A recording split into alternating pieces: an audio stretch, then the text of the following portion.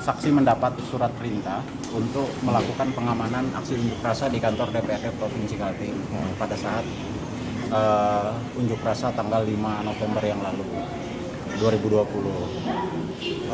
Kemudian saksi menerangkan bahwa saksi terkena lemparan batu.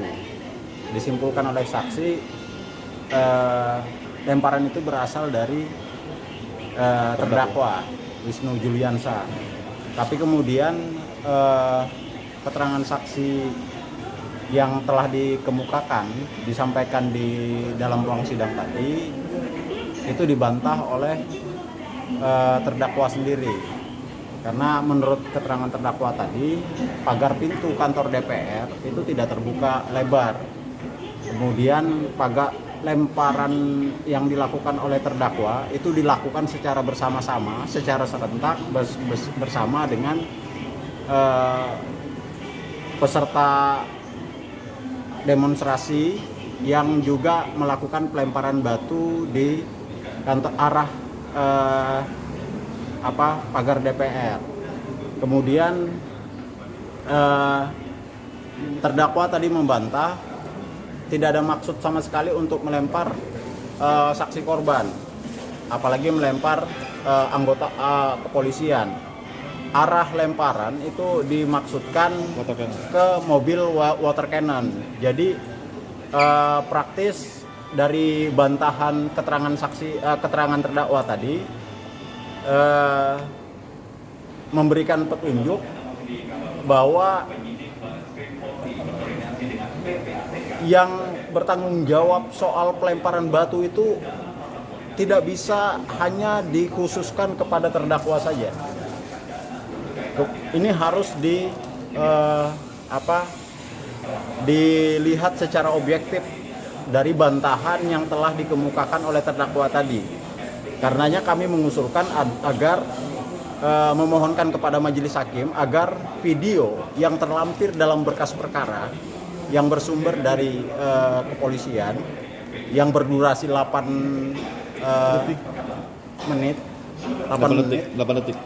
detik itu diputar secara visual agar itu ditampilkan di dalam ruang sidang. Kenapa itu mesti ditampilkan? Karena menurut kami memutar video rekaman itu bisa memperlihatkan fakta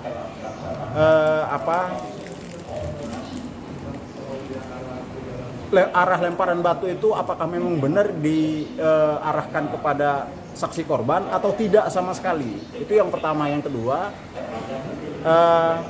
apakah bantahan terdakwa Wisnu Juliansa ini mengenai posisi pagar pada saat itu belum terbuka lebar, kemudian mengenai arah lemparan itu sebenarnya diarahkan ke mobil water cannon, ini juga akan kami buktikan nanti. Tentunya kami juga akan menyiapkan diri untuk menyiapkan video rekaman yang mungkin akan disiapkan oleh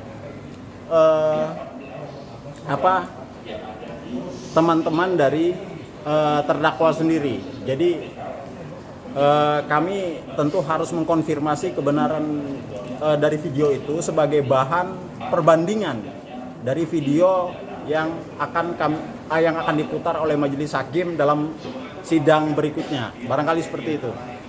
Kan secara terus-menerus. Karena kenapa persidangan via daring seperti ini jelas berpengaruh terhadap pendengaran terdakwa Wisnu Juliansa. Beberapa kali ditanya oleh hakim, apakah mendengarkan pembicaraan di ruang sidang, terdakwa mengklarifikasi tidak dengar.